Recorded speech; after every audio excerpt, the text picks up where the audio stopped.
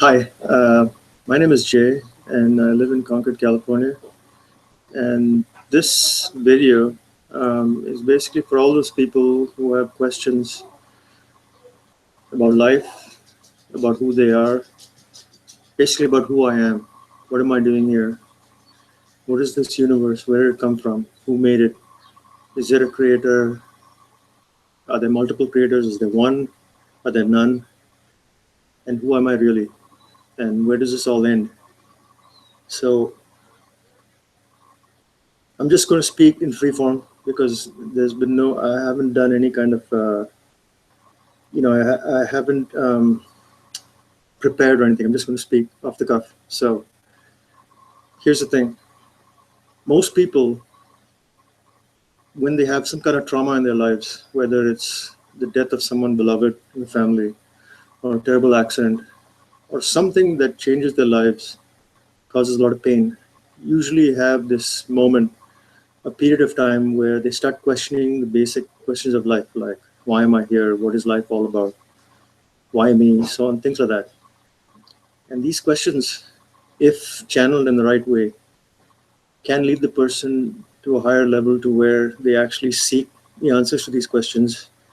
And these answers can be found in the right places. Every culture in the world has a philosophical section that deals with these questions. A lot of them are in the form of poetry. They're very poetic. Um, like in the Bible, when you say, I and my Father are one, there's a meaning there, but it's in poetic form, and it's not easy to translate or to understand. And then there are certain other cultures in the world where the whole inquiry about the self is conducted in a very logical, systematic manner, like in the Vedas. The Vedas are ancient philosophical texts that basically deal with the knowledge of the self and God and the universe. And they're in the form of conversations between a teacher and a student. And the student asks the questions and the teacher answers them.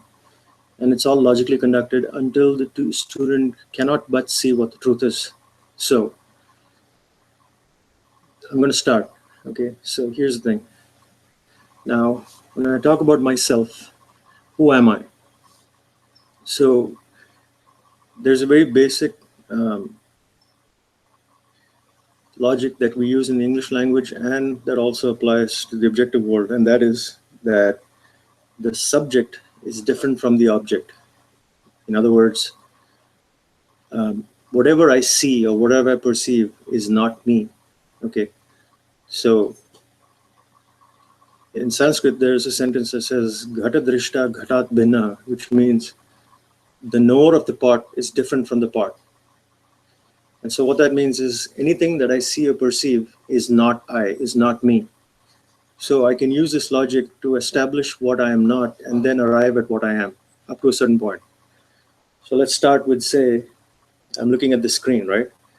I am aware of the screen, which means I'm the subject, the screen is the object, and therefore I can very clearly say I am not the screen. Now I come closer. So let's say I come to my feet. I look at my feet, I'm aware of my feet. I see the feet, I'm the subject, the feet are the object. So I am aware of my feet, therefore I am not my feet. Subject cannot be object, okay? So extend this to my whole body. It's the same thing. I'm aware of my body, therefore I am not my body, okay? Now let's go one step deeper. What's deeper than the body? So go to the senses, all the six senses. I'm aware of my eyes, my eyesight. I'm aware of what I hear. I'm aware of what I can smell and the physical instruments themselves. I'm aware of my nose, I'm aware of my eyes. I'm aware of all my senses and the instruments to which they function. I'm aware of my tongue and therefore the sense of taste. So therefore, using the same logic, the subject cannot be the object. I am not my senses. Okay, I hope this is clear till now. Now, continuing further, when we consider the life force, the breath that animates this body, again, I'm aware of it. I'm aware of the breath, the life force in me. So therefore, I am not the life force. And then finally, I come to my mind. So Am I aware of the thoughts and feelings in my mind? Yes, I am. I know every single thought and feeling that I have. Every thought, every feeling, every imagination that arises in my mind, I'm aware of. So I'm not my mind. And then there's one more thing, my ego, the sense of who I am, that which defines who I am. The I thought or the ego. I am so and so. I am Jay. I am an engineer. I'm a man. I'm a 45-year-old man. You know, I'm a resident in the United States. There's all these different I thoughts that arise in our mind from time to time, and it's always changing. So, of course, I'm aware of my own ego, and therefore I can say again, since I'm aware of my ego, I am not my ego. So there you go again. So we've systematically eliminated what I'm not, and that is I'm not my body. Okay, I'm not my senses. I'm not the life force that animates my body. I'm not my mind, and I'm not my ego either. So what am I? Now, before we continue to support this logic, let's go to science. So, for example, in physics, we know that matter is that which occupies form. It has a form. Okay, it has mass, and it is inert. So anything that has a form, that has mass, and that is inert is matter. So using that same logic, look at my body. My body has a form, yes. It has mass, yes. And it is inert, yes. And the same thing can be applied to everything else that we just went through. It applies to my senses. It's a subtler form of matter, but it's still matter. The life force, the mind is subtle matter, but it's still matter. I'm aware of it. It's all inert. Okay, they all have forms, and the mass may be subtle in the case the mind and senses, but it still follows the laws of physics. It's still matter. It's inert. So from there, since we've eliminated everything that I'm not, I arrive at myself. Now, what can I say about myself? All I can say is that I am conscious. I'm a conscious being because I'm aware of myself, and I'm aware of my whole body, mind, sense complex, and I'm aware of the world around me. So I can just, this much I can say without any kind of proof. I am a conscious being who is self-aware and aware of the world. So in order to go beyond this, we have to switch our focus from an inquiry into who I am to an inquiry into the universe. So let's start with the universe, okay? So we're talking about the universe and the creation of the universe. Everybody has this question. Who created the universe? Is there one God? Are there multiple gods? Is there no God? Science talks about the Big Bang Theory. Yes, that's true. But that only explains things on the object level. You have to go one step further. So let's say we're talking about the creation of the universe. We want to establish first, how many creators are there? So let's say the creation hasn't yet happened, okay? The universe hasn't yet come into being. What do we need to create this universe? You need a conscious being, right? That has intelligence, that has knowledge of everything to create it, and that has power to create it. Knowledge can only rest in a conscious being. So regardless of how many creators there are, for now we can say very safely that in order to create a universe, there has to be a conscious being or beings, okay, one or many. And that conscious being or beings have to have the knowledge to create the universe and the power. Okay, so now let's look at this. Let's say we have multiple creators, okay? Suppose we have multiple, let's say there are two. If you had two creators, they would be separated by distance, right? Because they're two separate creators.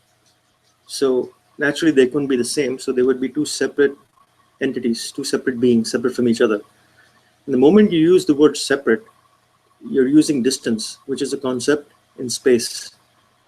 So now you come into space. So if you say there's two beings, two creators, they're separated by space, But that's a contradiction because we're talking about the creation and the universe hasn't been created yet, which means space, time, and objects and events, nothing exists. So that's not possible. Therefore, you cannot have multiple creators. Okay. I hope you can see this. Let me say it again. So let's say there are multiple creators. If there were, then they would all have their own forms and they'd be separate from each other. Naturally, they have to be. At the moment you use the word separate, separate implies distance. And distance is a concept in space. But we're talking about the creation of the universe, and the universe hasn't been created yet. Therefore, it's not possible. You cannot have multiple creators, okay? Because space doesn't exist yet. So all of a sudden, we've reached the point where there can be only one creator. Now, let's see what this creator is, okay? So, in order to create a creation, a product, what do you need? You need the knowledge to create it. You need the tools or the power to create it. And you need the materials to create it. So let's take the example of a pot maker. So the pot maker is a person, man or woman. Okay, the person has the knowledge to create the pot, the tools, the power, his or her own limbs to create the pot, and the person needs the material to create the pot. So in this case, let's say it's clay. Okay, so the knowledge and the power to create the pot are within this creator. Okay, this conscious person. They already have the knowledge and the power. The only thing remaining is the material. So where do they get the material from? Wherever they get clay from, right? So once you get the clay, the person can now make the pot. So now you can say this creator has created a creation. The pot maker already has the knowledge to make the pot, the powers, the tools, and now has the material, the clay, to make the pot. So the pot maker is able to make the pot. And this logic applies to pretty much any creation in the universe. We talk about anything being created, whether it's in a plant that manufactures automobiles or just a simple cottage industry, it's always the same. You have a creator, you have the knowledge that the creator has to make that object, and the materials to make that object with. Once you have these three things, you can make anything. So now let's come back to the creator. We just saw that there can be only one creator because you cannot have many. The moment you have many, you have distance, and the moment you have distance, you have space, and space hasn't been created yet. So, all right, so we have one creator. This creator obviously has to be a conscious being, right? Because knowledge can only exist in a conscious being. So this creator has to have the knowledge to create the whole universe and the power to create the whole universe. Now there's only one thing left, the materials to create the universe. So where can this creator get the materials to create the universe? So now here we have an interesting question again. If you say the creator got the materials from somewhere else and then put them together and made the universe, it would be a contradiction, because the moment you say somewhere else is a concept in space again, but space hasn't been created yet. So once again, it's a contradiction. So therefore, the creator cannot get the material from somewhere else. Okay. Similarly, you cannot say that the creator got the materials from, let's say, before the creation. Okay. You cannot say before, because before is a concept in time, and time itself is not created. So I cannot say the creator got the material from somewhere else, nor can I say the creator got the materials before the creation. Both are contradictions. Therefore, there's only one possibility, that the creator uses himself or herself or itself as the material to create the universe. Now, this is a peculiar kind of a circumstance, because in the example of the pot maker or any other example that we see in the world, the creator is always separate from the material. The pot maker is a person, and the material to create the pot is clay. They're completely separate, right? They're always separate. But in this case, we're saying that the creator uses itself to create the universe. In other words, the creator is also the material. Now, this is not as weird as we might think. there are examples in the world that support this or that help us assimilate, understand this kind of a thing. For example, you take a spider, okay? So you have a spider creates a spider web. Where does the spider get the material? The spider gets the material from its own body. The spider is the material for the web. So that's one example. Another example that is actually almost, it's almost the same thing as the truth, is the dreamer, is when you dream. When you and I dream, we go to sleep and we create a dream universe, okay? So the dream universe exists in our mind. Now we are the creators, okay? We have the materials, we have the knowledge. The knowledge is nothing but our own day-to-day experiences and memories that we create this universe out of. So we have the knowledge, and the materials are the actual dreams themselves and the memories, the experiences. So with those memories and experiences, we create a dream universe. And the dream universe that we create in sleep, where does it exist? It exists in our own minds. In other words, it is not separate from us. So you have the same condition here, wherein the dreamer is also the dream. There's no distinction between the two. The dream exists in the dreamer. They are one and the same. So the maker is also the material. So this helps us understand this peculiar condition that we're in right now, when we said, or rather when we discovered that the creator has to also be the material for the universe. Okay, we're almost there. So now,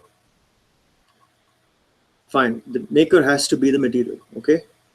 So the maker is a conscious being, obviously, and the maker has the knowledge to create the universe, which means if I have to have the knowledge for the entire universe, obviously I have to be all-knowing.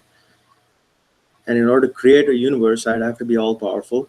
Okay, so I'm omniscient. This creator has to be omniscient and omnipotent or omnipotent. Okay, and this creator also is the material for the universe. Okay, so now, okay, fine. This creator creates the universe, and this creator is in the form of the universe. Now, where is this creator in the whole universe? Okay, in order to understand that, let's look at an example of the material and the product. So let's take, for example, a shirt, okay? A shirt that's made of cotton, okay? So cotton is the material for the shirt, okay? And the shirt is the finished product. Now, once, let's say you have a ball of cotton, which is the material. Once the shirt maker takes the ball of cotton and makes the shirt out of it, has the cotton disappeared? No. Where is the cotton? The cotton is wherever the shirt is. In other words, everywhere you touch on the shirt, there is the cotton. And what has happened here? The cotton has become a shirt, right? All that has happened is it's changed its form. Originally, it was in the form of a ball of cotton. Now, it's in the form of a shirt, okay? That's all. That's the only difference. So, the material is non-separate from the product, the finished product. Wherever the finished product is, there the material is. Okay, that's the relationship. Similarly, in the case of a pot, a clay pot, right? Initially, you have a ball of clay and you want to make a pot. And once you make the pot, the clay doesn't disappear. The clay is in the form of the pot. You just change its shape. Of course, it has some properties, but what I'm saying is the material becomes the product. So wherever the product is, the material is. If I want to know where the clay is in the pot, all I have to do is touch the pot anywhere. And there the clay is. So coming back to the creator and the universe, obviously the creator, once he or she has created the universe, has now become the universe, right? Same thing, same example, same logic. So that means wherever the universe is, the creator is. Wherever you touch in the universe, there the creator is. And the creator is a conscious being, right? So in other words, you have one conscious being that is in the form of the whole universe. In other words, everything is that one conscious being. This hand is that conscious being. Okay, the screen is that conscious being. Everything is the conscious being. There's only one conscious being that is in the form of this whole universe. Fine, okay. So we have one consciousness that is in the form of everything, right? We already established why there cannot be more than one. because then you would have that whole contradiction about space. So there's one conscious being that's in the form of the whole universe. Now there's still one unanswered question. Where am I in all this? So we had reached the point where we had eliminated everything that I am not. I am not my body. I am not my senses. I am not the life force that animates my body. I am not the mind, nor am I the ego. All we could establish that at that point was that I am a conscious being because I'm aware of myself and of my body and of the universe. So now we have two separate statements. I am a conscious being, and the creator, the conscious being, is in the form of the whole universe.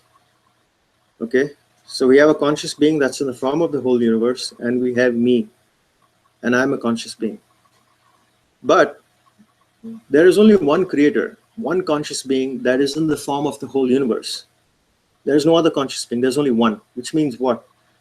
Which means since I'm a conscious being, therefore I am that conscious being. So in other words, I and that conscious being that's in the form of the whole universe are one and the same. That's it. In other words, I am that. Okay? I am consciousness, one without a second, infinite. I am in the form of everything. I'm in the form of the screen. I'm in the form of this person. I'm in the form of everything. Okay? There's just one infinite consciousness. I'm in the form of this person. I'm in the form of you. I'm in the form of her. I'm in the form of it. I'm in the form of everything. That's it, QED. The only thing is, since I'm an individual, I am also this person, right? So if you go back to the dream, in the dream, let's say in the dream, I create a universe, a dream universe, and I'm the dreamer. Now in that dream universe, if somebody had to ask, let's say in that dream universe, I am there, or let's say there's somebody else in that dream universe, one of the people in that dream universe that I created, that's in my mind, and that person asks the question, who am I? Now, I am there watching the whole thing. I'm watching the whole universe. The universe came out of my mind. Okay, I'm aware in that dream. I'm in the form of that whole universe, and I'm watching all these different people running around. Somebody says, wait, there's multiple gods. Another person says, there's no God. Third person says, I'm an agnostic. Prove to me there's a God and I'll believe. Fourth person says, no, there's no God. Okay, I don't believe, I'm an atheist. Another person says, God is in heaven, and so on and so forth. But I'm the only one who knows the truth. And what would I tell that person in the dream? I would tell that person that you are nothing but me. You came out of me, right? You are me. I am in the form of this whole universe that you're in, including you. I'm in the form of you and the trees and the space and the time and all the people in it. That's it. I am in the form of you. I'm in the form of the whole universe. I am a conscious being that's in the form of this whole dream universe. And when I wake up, what happens? Everything dissolves back or resolves back into me. The universe doesn't go away, it just goes back into my mind in seed form. And it can manifest again. And that's exactly what the truth is. That's it. Now, from this, there are a lot of other questions that can arise. I think I'll keep those for a separate session. This itself is quite a bit to digest for now, so I'll leave it at this. For example, the whole thing about God and heaven that all the different cultures speak about. Now, as far as what I just spoke about, obviously, this question about God and heaven created the universe is not possible, right? It's not logical. Why? Because we're talking about the creation of the universe. Space, time have not been created yet. Let's say I say God and heaven created the universe. So if you say God and heaven, heaven is a place, and a place exists in space. But space hasn't been created yet. Therefore, there cannot be heaven. Okay? So that's it. You cannot have a heaven. Heaven comes once the universe is created, once space and time are created. So that logic is gone. Okay? There's no logic there. And similarly, we established that there cannot be multiple creators, right? There can be only one. So I'll leave it at this for now. And if anybody has questions, please feel free. You can ask me. And I have an account on here. And I guess, yeah, you can always send me an email at hegde_jay@yahoo.com. I'll say that again. HEG like girl, D like David, E like Edward, underscore JAY@yahoo.com. And I'll answer your questions to the best of my ability. I hope you guys enjoyed this. And yeah, like I said, this is for all those people who have questions but don't have answers. And I just want to make it very clear that everything that I've said in this session is not my knowledge. This is something that has come from the philosophical texts of the world, of all the different world cultures. It is already there. This knowledge already exists. It has always existed. All I did was repeat it and put it in a succinct form, hopefully, that others could understand. I hope you guys could understand what I said. But nothing is new. It's all been there. It's always been there. Okay? It's been there in all the cultures of the world and all the philosophical texts. And all I did was convey it. That's all I want to say. It's not mine. I just conveyed it just like my teacher conveyed it to me, and so on and so forth. Of course, I didn't get this knowledge in one day. I studied for many years. I studied the Vedas, and there were many texts that I studied with my teacher, and so on and so forth. I won't get into that now. But anyway, thank you very much, and I hope this was helpful to as many people as possible. Thanks.